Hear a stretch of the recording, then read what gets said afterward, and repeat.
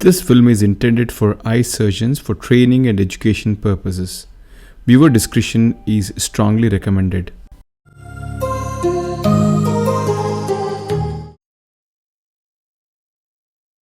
Hi, I'm Dr. Deepak Megur. In the event of a posterior capsule tear with vitreous prolapse, is it possible for us to prevent the extension of the posterior capsule tear during further maneuvers? And is it possible for us to still place the lens in the bag? Let's find out. She is an 70-year-old lady with intermittent white mature cataract, and the plan is usual, try to do two-stage rhexis, that is, do a primary rhexis, decompress the bag and do a second rhexis, and then deal with the nucleus. The surgery is being done under topical anesthesia supplemented with intracameral lignocaine. The capsule is stained and dispersive ovoid is used to pressurize the antechamber. I'm going to use a combination of a shearing technique and tearing technique when required for rhexis. The capsule is punctured and the rhexis is begun. Initial plan is to perform a small 3mm rhexis. As the rhexis is initiated, some amount of swollen liquid cortex comes out, resulting in spontaneous decompression. But the moment the rhexis hints at running away, I shift to my tearing technique, wherein the capsule is held flat and pulled centripetally to regain the control,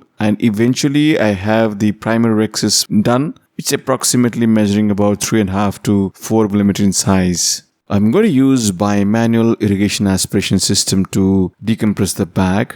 The aspiration cannula is used to aspirate all the swollen cortex near the equator. The nucleus is tapped so that the lens matter is loosened up and then comes towards the rhexis margin, which can be then easily aspirated out. Rotation of the nucleus eases up all the cortex which is stuck near the equator and also which is behind the nucleus. Once the loose cortex escapes out beyond the equator, it is then aspirated with the aspiration cannula. It takes a couple of minutes to achieve complete decompression, so we need to be a little bit patient because eventually the cortex is going to come out, even from the posterior aspect of the nucleus. The same principles of rotating the nucleus and then aspirating all the swollen cortex is achieved. So now the bag looks reasonably well decompressed. Now time to do the second rhexis. Again, the chamber is filled with viscoelastic. Tangential cut is given to the anterocapsule using a micro scissors, and then using the forceps, the secondary rhexis is being done. During the secondary rhexis creation, we can clearly see that the radial folds are rising near the tearing edge. These are signs of zonular weakness. And obviously this is a long-standing cataract in a relatively old patient with coexisting pseudoexfoliation. So these radial folds are clearly a sign of unhealthy zonules, and I plan to use a CTR probably at a later stage. An appropriately sized and well-centered rhexis is created. Time to deal with the nucleus. The nucleus is moderately dense and it should not be much of an issue. I'm going to use the direct chop technique in this patient.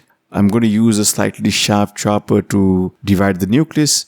These are the settings which I'm going to use for chopping the nucleus. The tip is buried into the substance of the nucleus, and then the sharp chopper goes down vertically, and then we have the lateral separation maneuvers which divides the nucleus. The process of dividing the nucleus is continued until we have around 6 small fragments.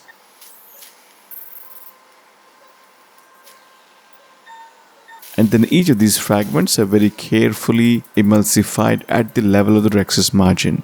So the nucleus management was actually quite easy and fast. Now time to remove the cortex. I'm just blowing the posterior capsule a little bit to loosen out some of the fibers which could be sticking onto the posterior capsule. Because the zonules are not so healthy, I'm going to use the tangential technique of stripping the cortex. That is, the aspiration probe is moved sideways after engaging the cortex so that we don't catch the anterocapsule.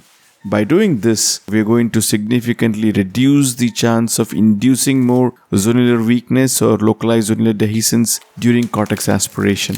The hands are switched, the remaining cortex is aspirated. The case looks fine. As I'm seeing this video, it is so heartbreaking for me. to realize that mishaps come in the most unexpected ways.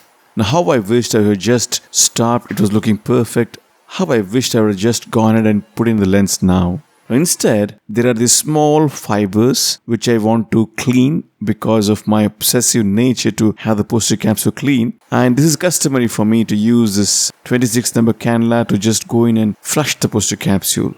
I'm attempting to do the same as I've done in thousands of cases. And in this case, at this moment, there is some amount of positive pressure. And at this point, the cannula is very much near the posterior capsule. The patient just moves her eyes. And lo and behold, the posterior capsule is torn. And let's see it again in slow motion. The cannula is quite near to the posterior capsule and suddenly the patient moves her eyeball. And that itself was good enough for it to rupture the posterior capsule. Now, if I go back and see, the posterior capsule was already convex. It was a little bit taut. Slightest contact with the cannula was going to rupture it. And for my bad luck, and the patient just moved her eye at that particular moment. And we have this heartbreaking posterior capsule tear. So apart from the posterior capsule, we can also see a second ring here. But mind you, I was not aware of this thing during surgery because at that moment I was just heartbroken. I didn't have the ability to see these things. But now retrospectively, when I'm sitting at my editing table, I can clearly see these two rings. The posterior capsule tear, and there is also a second ring which is the anterior hyaloid which is ruptured. And if you look at the shape of the posterior capsule tear, it is suggestive that the vitreous is already prolapsed. And as I'm trying to push in more OVD, we can see that more vitreous is coming back and the margins of the posterior capsule are getting distorted, clearly suggestive that the vitreous is already prolapsed in the antechamber and is heading towards the side port. Okay, now time to deal with the challenge. My immediate goal is to ensure that the size of the posterior capsule tear does not enlarge significantly during the subsequent steps, that is vitrectomy and during IOL implantation. And my ultimate goal is to ensure that the same single piece intraocular lens which was planned to be placed inside the bag, I should be able to achieve it. So let's see how it is done. I begin by injecting diluted triamcinolone acetate to stay in the prolapsed vitreous. Now, the most important message from this video is that is the tip to prevent the extension of the posterior capsule tear. When we go and start doing a vitrectomy, ensure that the irrigation bottle is kept at its base, that is extremely low. So the whatever low is possible in my machine, I can bring it down to 28 centimeters. That's just 28 centimeters above the patient's eye level.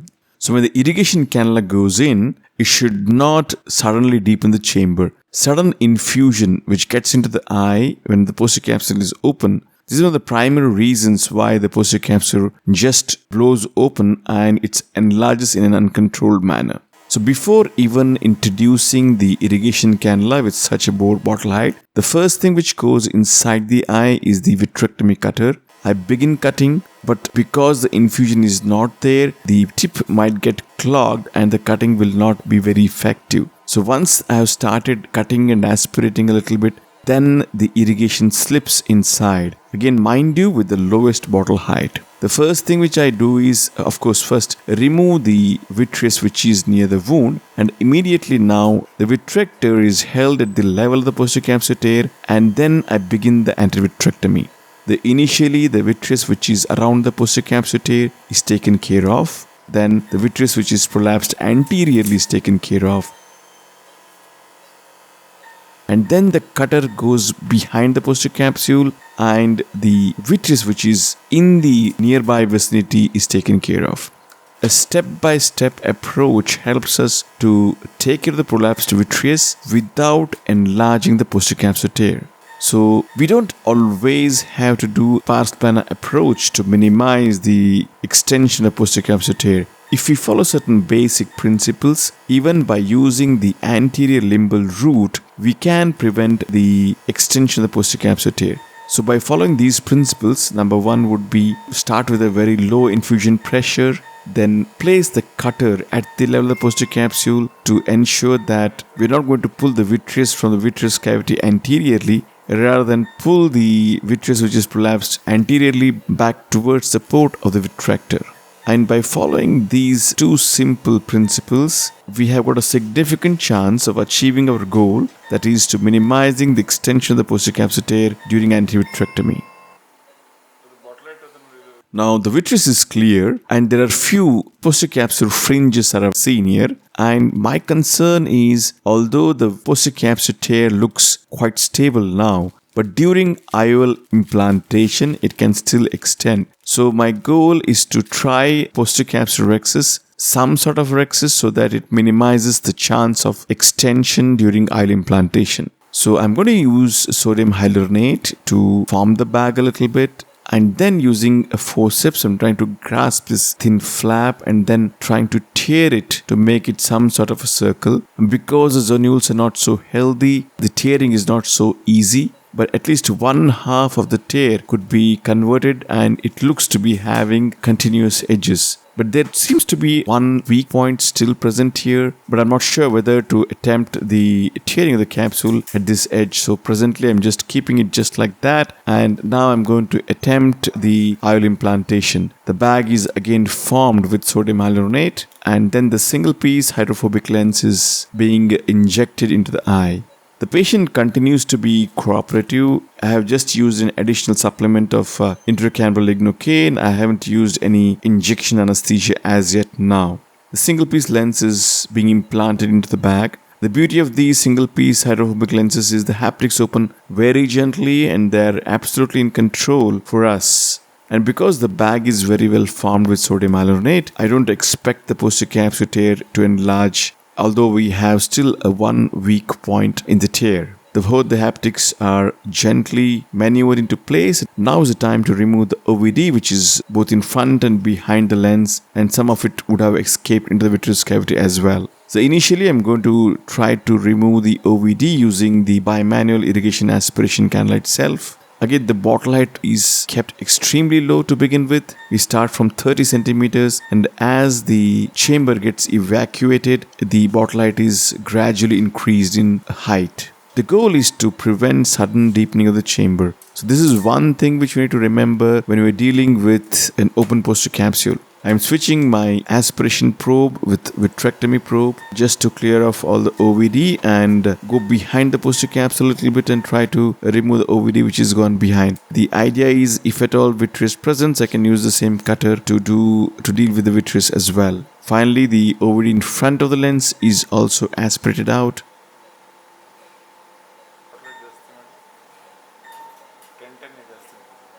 Before closing, it's always mandatory for me to rule out the presence of any vitreous once again by using diluted triamcinolone acetate. Thankfully, there is none. Ports are hydrated and the lens appears to be very well centered. Intracameral antibiotics are used and that's it, the case is done. Okay, let's see, did we achieve our goal?